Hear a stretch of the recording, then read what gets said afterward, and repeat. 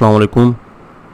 आज से हम CSS स्टार्ट करने लगे हैं अपने CSS की सीरीज़ के अंदर, और देखेंगे कि CSS कैसे वर्क करती है, कैसे आप उसका इस्तेमाल करते हुए वेबसाइट्स को डिज़ाइन कर सकते हैं, खूबसूरत बना सकते हैं।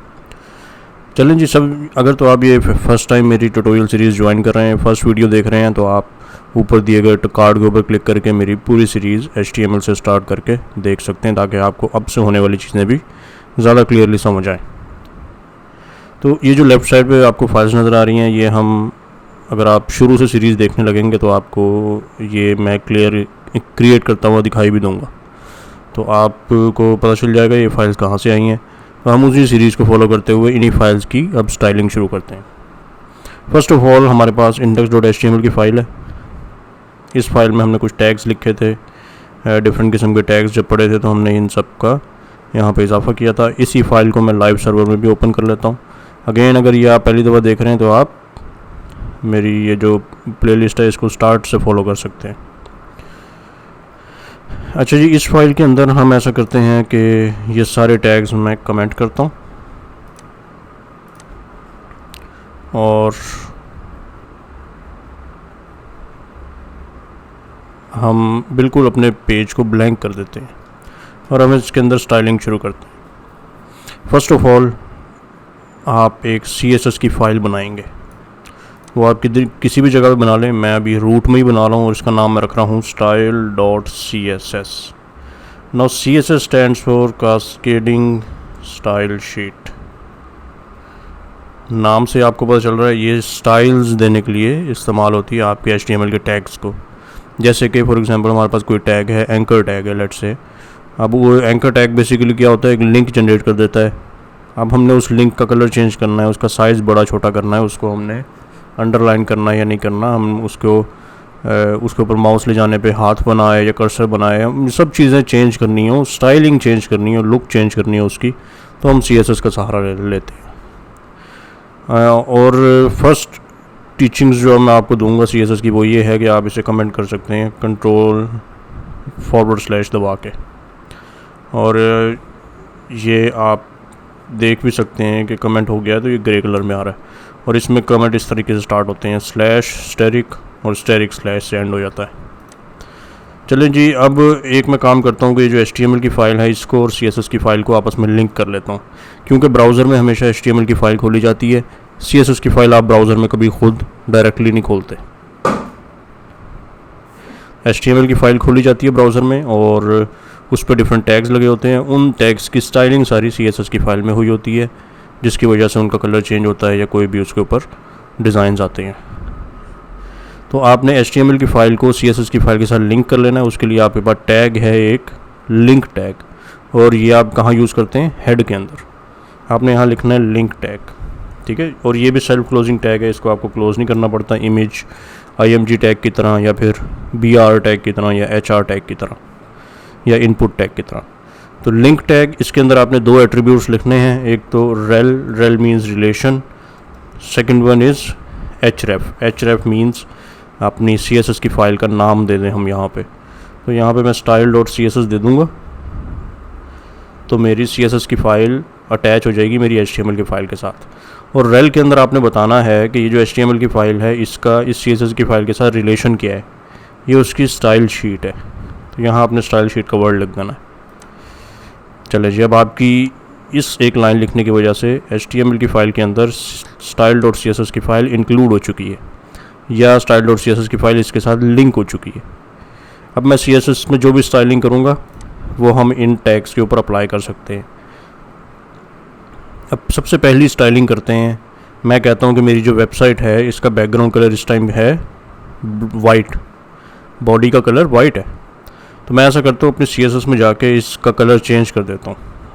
अगेन CSS में स्टाइलिंग होती है, तो हम स्टाइल्स इसके चेंज करेंगे। तो मैं style.css में जाता हूँ और यहाँ लिखता हूँ बॉडी का टैग का नाम लिखें, फिर कर्ली ब्रैकेट्स डाल दें और इस कर्ली ब्रैकेट को ओपन कर लें। तो हमने जिस टैग को स्टाइल करना है उसका नाम इधर लिख दिया। और मैं क्या चेंज करना चाहता हूँ, बॉडी का बैकग्राउंड, तो हम यहाँ लिखेंगे बैकग्राउंड कॉलन, कि मैं बैकग्राउंड चेंज करना चाहता हूँ और चेंज करके मैं उसका कलर कर देना चाहता हूँ रेड। और आपने एंड में सेमीकोलन डाल देना है। अब CSS का कोड इस तरीके से लिखते हैं कि आप पहले टैग का नाम लिखें, कर्ली ब्रैकेट लगाएं और उसके अंदर आप प्रॉपर्टीज़ लिखनी स्टार्ट कर दें। अब प्रॉपर्टीज़ क्या होती हैं? जो स्टाइलिंग हम अप्लाई करना चाहते हैं किसी एक स्पेसिफिक टैग के ऊपर। मैं बॉडी टैग के ऊपर पहली स्टाइलिंग क्या करना चाहता हूँ कि उसका बैकग्राउंड कलर चेंज करना है मैंने। तो आपने बैकग्राउंड की प्रॉपर्टी लिखी, कॉलन लगाया और कलर लिख दिया और एंड में सेमीकोलन लगा दिया। अब जैसे ही मैं Ctrl+S दबा के सेव करूँगा तो आप देखें मेरी बॉडी का बैकग्राउंड कलर रेड हो गया। अब अगेन ये तो आपको स्टार्ट से पता है कि बॉडी क्या होती है। जो हमारी वेबसाइट का वाइट एरिया होता है जो नज़र आता है यूज़र को, वो बॉडी टैग होता है। तो और इससे हमें ये भी पता चल गया, खोली हमने HTML की फ़ाइल है लेकिन CSS में स्टाइलिंग की है, और क्योंकि ये दोनों आपस में लिंक सक्सेसफुली हो चुके हैं इसलिए बॉडी का कलर चेंज हो गया और रेड में कन्वर्ट हो गया। अब यहाँ पे आप कलर्स में इसका कलर कोई और भी रख सकते हैं, पिंक, जो वर्डिंग आपको याद है वो आप रख सकते हैं। और अब हमने, आपको याद होगा, एक कलर पिकर आई थिंक एक एक्सटेंशन डाउनलोड की थी जिसका नाम था कलर, या आप ऊपर कार्ड में लिंक क्लिक करके मेरी जो वीडियो है VS कोड एक्सटेंशंस की उसको देख सकते हैं। हमने जो ज़रूरी एक्सटेंशंस आपको इंस्टॉल करनी चाहिए VS कोड के अंदर वो हमने की थी, और उसमें एक ये भी थी जिसकी वजह से हमारे पास यहाँ एक कलर का बॉक्स आ रहा है और मैं यहीं से कलर चूज़ कर सकता हूँ अपनी मर्ज़ी का। जो सा कलर मुझे पसंद आ रहा है मैं वो चूज़ करके साइड पे क्लिक करूँगा, Ctrl+S दबाऊँगा, वो कलर अप्लाई हो जाएगा। तो वो आप वीडियो ज़रूर देखें, उसमें आपको ये आइडिया हो जाएगा कि ये मैं कैसे कर रहा हूँ। ठीक है जी, कोई लाइट सा कलर रख लेते हैं, कोई लाइट या थोड़ा सा ग्रे कलर। ये मेरी बॉडी का कलर है, थोड़ा सा और मज़ीद लाइट करते हैं, इसे वाइट के करीब लेके जाते हैं। अच्छा जी, सेकंड तरीका ये है कि आप CSS की फ़ाइल को अपनी HTML के साथ लिंक कर लें या स्टाइलिंग अप्लाई कर लें। वो ये है, ये फर्स्ट वन है जिसे कहते हैं external style sheet. External style sheet, मैंने एक अलग से स्टाइल शीट की फ़ाइल बनाई है, उसे अपनी HTML के साथ इंक्लूड करवाया या लिंक करवाया। क्योंकि ये एक्सटर्नल फाइल बनाई है और उसको इंक्लूड कराया है, इसलिए इस प्रोसेस को कहते हैं कि हमने एक्सटर्नल स्टाइल शीट इंक्लूड कराई हुई है। एक और है कि हम इंटरनल स्टाइलिंग कर लें। उसके लिए हम क्या कर सकते हैं, हेड के अंदर ही सीधा आप स्टाइल टैग लिखें, ओपन और क्लोज स्मॉल c के साथ, और यहीं पे मैं स्टाइलिंग शुरू कर सकता हूँ। जैसे कि मैं बॉडी की बैकग्राउंड कलर रेड देना चाहता हूँ, जैसे ही Ctrl+S दबाऊंगा तो आप देखें ये वाली स्टाइलिंग अप्लाई हो गई है। इसे कहते हैं इंटरनल स्टाइलिंग। मीन्स कि हम इंटरनली इसी पेज में बैठ के इसी की स्टाइलिंग कर रहे हैं। अब इसी बॉडी टैग को मैंने यहीं पे स्टाइल कर लिया है, हेड टैग के अंदर, हेड टैग के अंदर, स्टाइल टैग के अंदर। थर्ड एक और वे है, इसको भी मैं कमेंट कर देता हूँ सेलेक्ट करके। थर्ड वे ये है इनलाइन स्टाइलिंग। इनलाइन स्टाइलिंग होती है कि मैं जिस टैग को स्टाइल करना है उसी के आगे जाके लिखूँ स्टाइल का एट्रीब्यूट और यहाँ पे प्रॉपर्टीज़ लिखना स्टार्ट कर दूँ, जैसे कि बैकग्राउंड कलर रेड। तो अब भी ये वर्क कर गई है। क्यों? इसे कहते हैं इनलाइन स्टाइलिंग। मैंने जिस टैग को स्टाइल करना है उसी के दरमियान में, उसी टैग में मैंने एक स्टाइल का एट्रीब्यूट लिखा है और उसमें प्रॉपर्टीज़ लिखनी स्टार्ट कर दी। अभी हमने सिर्फ बैकग्राउंड की प्रॉपर्टी याद सीखी है, अब हम वो यहाँ लिख सकते हैं। मज़ीद प्रॉपर्टीज़ ऐड होती जाएंगी तो वो हम इसी के अंदर ऐड करते रहेंगे। इसे कहते हैं इनलाइन स्टाइलिंग। और जो रिकमेंडेड है, जो बेस्ट वे है, जो बेस्ट प्रैक्टिस जिसे कहते हैं, वो है एक्सटर्नल स्टाइल शीट। इसके फ़ायदे हैं बहुत सारे ओबियसली, क्योंकि आप एक जगह सारा स्टाइलिंग कोड लिख के रख देते हैं और उसे डिफरेंट फाइल्स के अंदर भी इस्तेमाल कर सकते हैं, या फिर हर फाइल के लिए आप डिफरेंट स्टाइल शीट की फ़ाइल भी बना सकते हैं। दोनों तरीक़ों से आपको फ़ायदा देगा। तो एक डेवलपर्स में टर्म यूज़ होती है डोंट रिपीट योरसेल्फ, जिसे ड्राई कहा जाता है। तो आपका कोड जो है वो रिपीट नहीं करना चाहिए। तो ऐसा नहीं कि अगर आपने बॉडी को स्टाइल किया हुआ है style.css के अंदर, तो आप और भी किसी फाइल्स में उसका बॉडी को रिपीट करें यही कलर चेंज करने के लिए। आप सिर्फ ये फाइल को इंक्लूड करा लें तो आपको अपना कोड रिपीट नहीं करना पड़ेगा, जो कि एक अच्छी प्रैक्टिस समझी जाती है डेवलपिंग के अंदर। और रिकमेंडेड तरीका है कि आप एक्सटर्नल स्टाइल शीट बनाएं जिसमें आप स्टाइलिंग सारी किया करें। तो ये फ़ाइल क्योंकि मैं आपके साथ अपनी गिट रेपो से शेयर करूँगा, तो ये फ़ाइल आप वहाँ से पिक कर सकते हैं या मेरी वेबसाइट से पिक कर सकते हैं, जिसका मैं लिंक डिस्क्रिप्शन में दे दूँगा। इसलिए मैं ये सारा कुछ यहाँ लिख के कमेंट में डाल रहा हूँ ताकि आपको फ्यूचर रेफरेंसेस के लिए आसानी हो। चलिए जी, फर्स्ट प्रॉपर्टी तो हमने देख ली कि हम बैकग्राउंड कलर कैसे चेंज कर सकते हैं किसी एक अपनी वेबसाइट की बॉडी का। नेक्स्ट चीज़ देखते हैं कि हम किसी टैग के अलावा और कैसे स्टाइलिंग कर सकते हैं। अच्छा, मैं यहाँ पे बॉडी के अंदर सपोज़ मैं डालता हूँ एक डिव टैग और इसमें मैं कुछ टेक्स्ट लिख देता हूँ, जैसे कि लॉरम 20 कैरेक्टर्स 20 वर्ड्स का एक टेक्स्ट लिखा। अब मैं चाहता हूँ इस डिव टैग का भी कलर मैं चेंज करूँ, तो आप style.css में जाके यहाँ डिव टैग लिखें और इसका बैकग्राउंड कलर बैकग्राउंड की प्रॉपर्टी से आप चेंज कर सकते हैं। यहाँ मैं लिख देता हूँ ब्लू या लाइट ब्लू। तो देखें ये जो डिव था इसका बैकग्राउंड कलर लाइट ब्लू हो गया। अगर मैं इसी के नीचे एक और डिव बनाऊं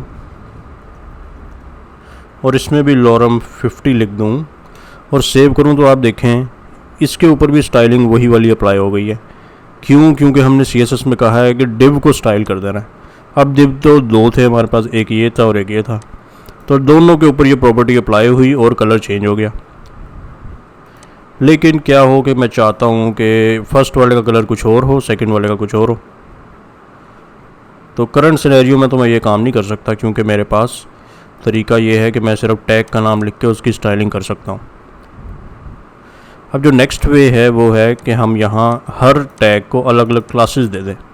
जैसे कि मैं इस टैग को एक क्लास एट्रीब्यूट दे देता हूँ और इसको क्लास दे देता हूँ फर्स्ट डिव। इसको भी मैं एक क्लास दे देता हूँ सेकंड डिव। अब मैं इस क्लास की मदद से इसकी CSS में स्टाइलिंग कर लूँगा। तो फर्स्ट डिव मैं यहाँ लिखता हूँ फर्स्ट डिव का बैकग्राउंड कलर ये हो जाए। लेकिन एक चीज़ याद रखनी है कि जब भी आप क्लास को यूज़ करें यहाँ पे, तो आपने यहाँ डॉट का साइन लगाना शुरू में।